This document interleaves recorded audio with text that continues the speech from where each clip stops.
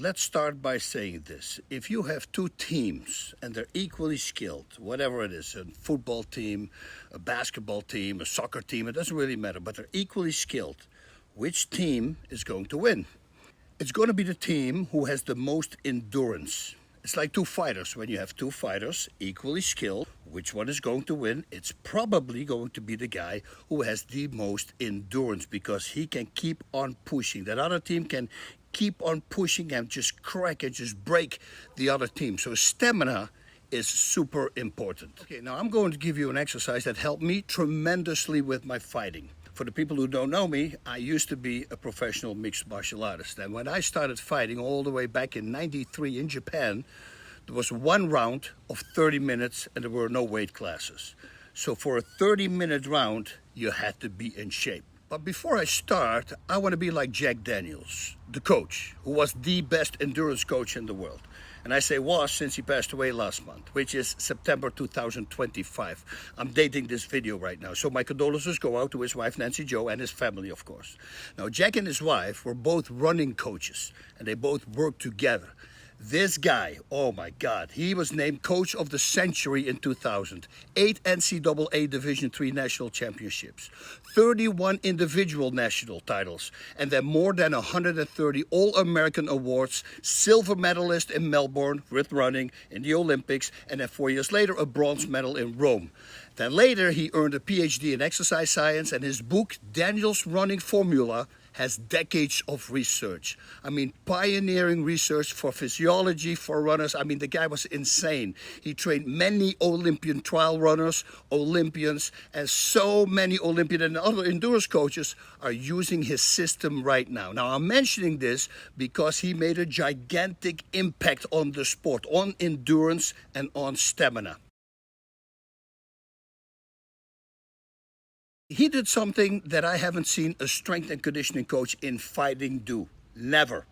Others, of course, who read his book, they probably will. And it's the most important thing before you start working on your stamina and endurance. So, when you would come in as a new student, right, as a new athlete, he would tell you to take your shirt off and jump on the treadmill and run, just run. And then he would sit down, check you out. Now, did he look at your running technique? No, absolutely not. Something much more important. He would check if you are actually breathing the way you should breathe. Whoa. If you didn't, well, he would fix that first. Why? Because he knows that once that is fixed, you can endure longer and more productive workouts. And of course, which is very important, at the very end, when you start competing, you have a much higher chance of winning.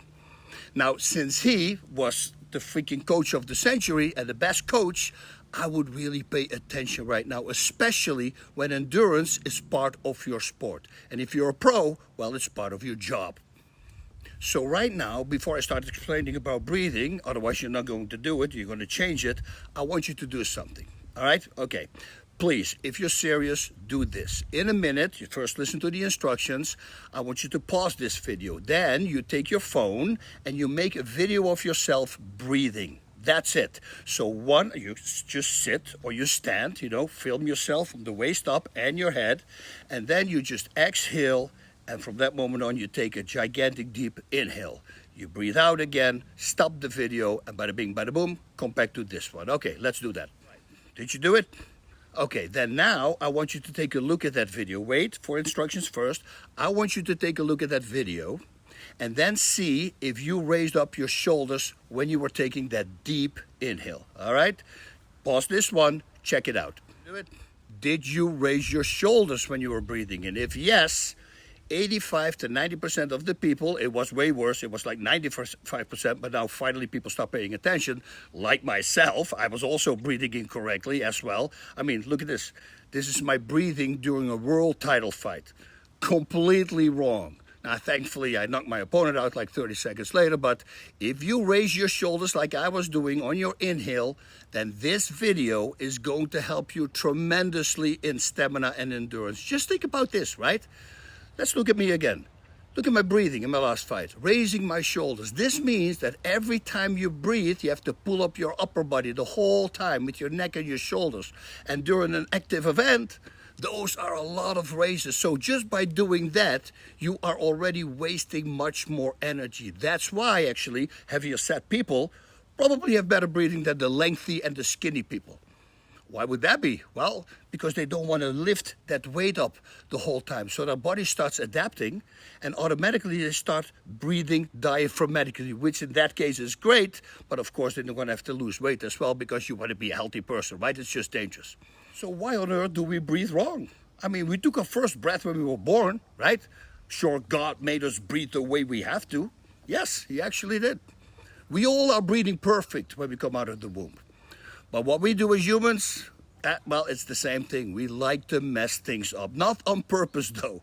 But studies say that it all goes wrong around the age of 5.5. I will add a link below, and then you can click on that and you can read why that is. Let's focus on fixing the problem. Just know that we are the only mammal on this planet that breathes incorrect. Okay, let's look at the size of your lungs. This is what the lungs look like. Now, let's add another visual right here. If you think this size can fit in your chest, it is of course when it's exhaling. Think more, because this is just 2/3. We're going to have another third attached to it. We have 6 liters, 1.5 gallons. A woman actually has less than us, but a man has 6 liters, the average human being. Because Michael Phelps, by the way, he's got 12 liters. That is 3 of those puppies right here. So, of course, this will be inflated. So if it's in your chest, it will be completely inflated. But, still, is that going to fit in your chest?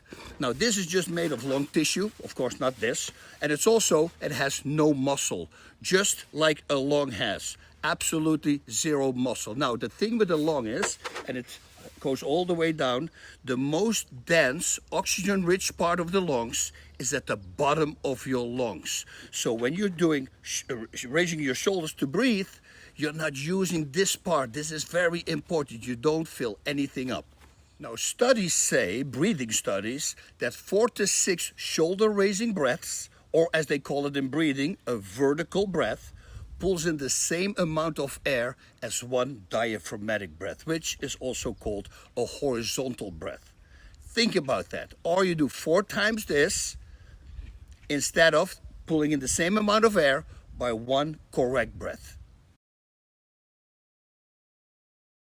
How do you breathe? Well, my lungs do it, right? That's what everybody thinks. Okay, so what if I told you that your lungs are just 2 bags? There's 0 muscle in your lungs. Well, if they don't have muscle, how on earth do they open up? Now, that's a good question. I'm going to do this in steps. We'll make it easier to get. So wait with reacting, all right? So again, how do they open up? Well, by chest expansion. There's something more, but that's going to come. Your chest expansion creates a vacuum between your body and your lungs, and that vacuum, that negative pressure, that suction, that opens up your lungs. That's why this next line is very weird. Your chest doesn't expand because you put air in it. Nope. Your chest expands, and that is how you pull the air in. The biggest muscle for expanding your chest is your diaphragm. It's a thin, dome-shaped muscle tendon-looking thing like this vegetable steamer right here. It's a very thin muscle, but it's a very strong one. It's only like 4 millimeters thick, so it's really not that thick, but super strong. And it separates the chest cavity from the abdominal cavity. It's attached to the bottom of your rib cage, and it drops down like this. It flattens out. Poof. This is what it does inside your body. It can drop down 4 to 6 inches on a deep breath. You know how much that is? This much. It drops down. So imagine this thing dropping down. From that angle, it shows, poof. See that expansion? That expansion, together with your intercostals, which are the muscles in between your ribs, the external intercostal muscles, those are opening your chest. And this diaphragm drops down. What it does, imagine that your lungs are on top of here.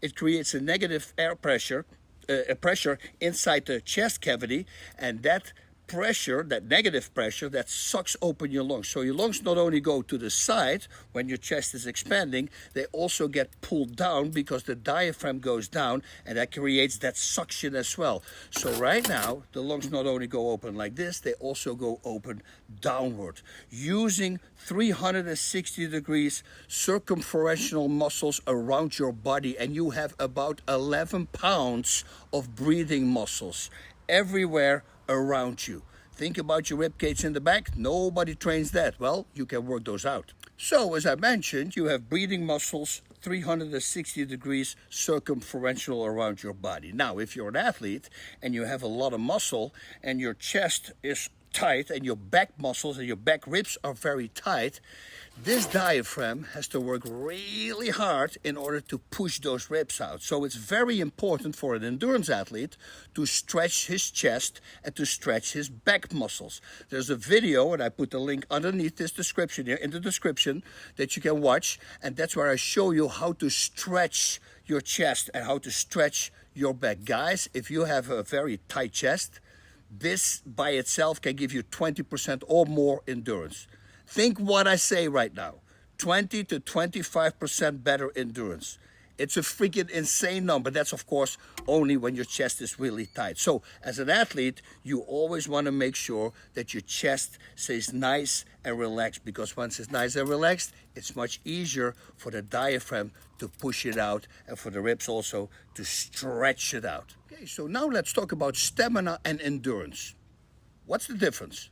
Stamina is a person's ability to do something at maximum effort for as long as they are able. And endurance is a person's ability to do something not at maximum intensity, but for as long as possible. So, stamina focuses on maximizing output, while endurance focuses on maximizing time.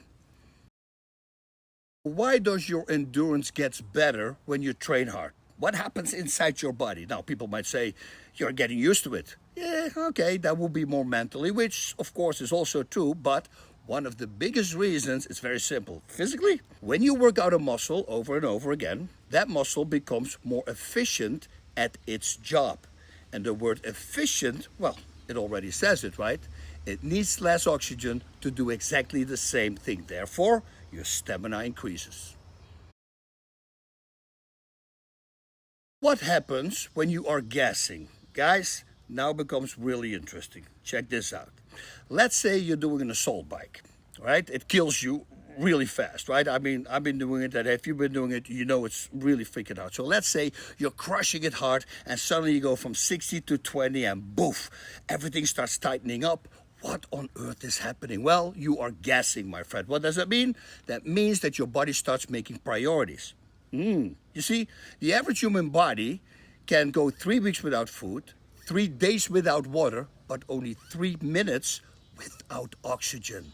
It's the number one priority in your body. 3 minutes, and you might not pass out, you might be even dying. I mean, so it's very important. So the body starts redirecting oxygenated blood, and it takes it away from the muscles that you are using at that very moment, and it sends it to the number one priority in your body, which are your breathing muscles. By the way, you have 11 pounds, as I mentioned before, of breathing muscles. Wait, boss, back up, Bob. Did he just say that when you work out a muscle over and over again, it becomes more efficient at its job and it uses less oxygen? Yes, I did say that. Okay, so why don't I work out those 11 pounds of breathing muscles that I have so they don't have to use that oxygenated blood from my limbs anymore? Bingo! There you go. How do you work them out? And that is what the O2 trainer does. This little, very super effective thing is like weight training for your breathing muscle. It takes only 5 minutes a day. Oh, boss, I don't have time. Wake up 5 minutes earlier. What about that? I'm doing it for 7 years straight now. This thing works out all those 360 degrees circumferential breathing muscles that we have, but especially your diaphragm. So you will always have a very strong expansion. And now you're going to give those muscles more endurance so they don't have to steal that oxygenated blood anymore. And another thing, it forces you to use your breathing muscles. Since when you raise your shoulders, listen, you're not going to have enough power to pull it in.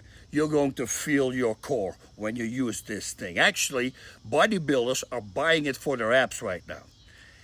Pretty much every Olympian endurance athlete is using inspiratory muscle training, and that is what the O2 trainer is. There are over 1,000 published medical journals about this. You remember how I started this video? I started by saying 2 teams equally skilled, or 2 fighters equally skilled. Which team, which fighter is going to win?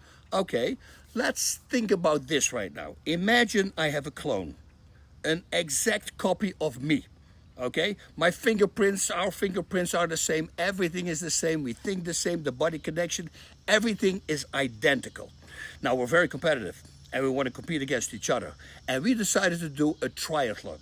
Okay, so we get a swimming coach come in, he sits in front of us and he gives us the swimming instructions while we both are receiving it at the same time. So everything the same. The same happens with the running coach, the cycling coach comes in, and then while we're doing it, if we do something wrong, he will tell us, you do this right, you do this wrong, bada bing, bada boom, we get the exact same information.